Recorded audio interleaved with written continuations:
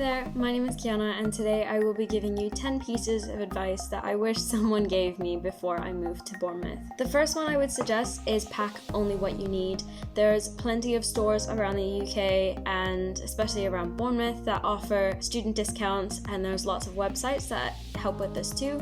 If you're a university student or a college student, you are welcome to use uni days, and this is really great because you can find loads of discounts from well-known brands, and this also just helps you save some money. The second piece of advice I can give you is that it's completely normal to feel nervous. When I first moved here, I had no idea what to expect. You sort of just adjust to it over time, and it gets a lot easier, especially with the support that the university and other students can offer. Just remember that you don't need to put too much pressure on yourself. The first year has a lot to do with just adjusting to the system, getting to know your course a bit better, getting to know your friends, settling into accommodation if you're living at student accommodation provided by the university. It's an opportunity to get involved in different societies and clubs and just get used to having an experience that's outside of your home life and learning to become independent. The third piece of advice is that it's completely okay if you don't want to go out clubbing. If you don't drink, there are alcohol-free options. There is a company that is based in Bournemouth that offer alternatives to alcohol. There's also the resident assistant team from Res Life that plan events where you can join in and you can have alcohol-free drinks that look like actual drinks, so you don't feel pressured to drink with everybody else. The other part of this is that during Freshers Week, when everyone is going out, you shouldn't feel pressured. It's just an exciting time where you get to meet a load of new people, and over time you make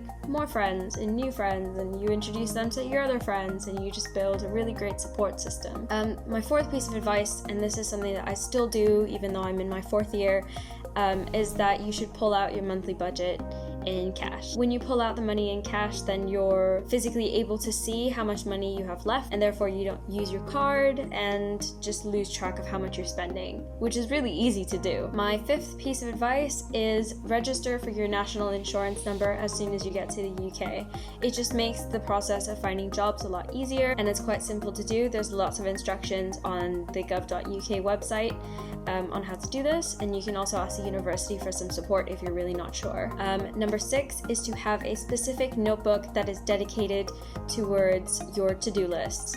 I personally have a planner and I put everything in there. I've got my budgeting and everything I need to do during the week, a monthly overview, just so that I can keep on top of my social life and my work and university stuff. So this is really helpful. Also, as an international student, especially, for example, if you go on a placement year, you need to fill out a form every couple of months to prove that you are still working at that company, and just having deadlines in there for legal requirements and visa requirements is really helpful to keep on top of that as well. Number 7 is to always keep extra photocopies and scans of your residence permit, your passport, your birth certificate, anything that you would need while applying for jobs, or if you need to prove that you don't have to pay council tax while you're a student. Having all of these documents ready is just really helpful, so you can send them out immediately and everything just gets sorted really fast. Number 8 is to remember to take regular breaks while you're studying. I feel like when students first come into university, and I'm guilty of this as well, I always thought that my academics had to come first and I needed to study and I needed to do well, which is the case for a lot of students, but you also need to remember that university is more than just the academics. It's a time to get to know yourself. It's a time to step into the world of employment and just take on different challenges and learn more about yourself and about your friends and build a network that can support you over the years, and that's exactly what Bournemouth University does. So just get involved in any clubs and societies that you're interested in. You don't have to do them all. Getting involved in a sport or a club can be really helpful, so you can de-stress while you're studying, but also just have some fun along the way. Number 9 is to never buy food from just one place. I have found, for example, that vegetables are quite good if you go to Lidl. You can find lactose-free options in Asda. There are other things that you would need to go to Tesco for.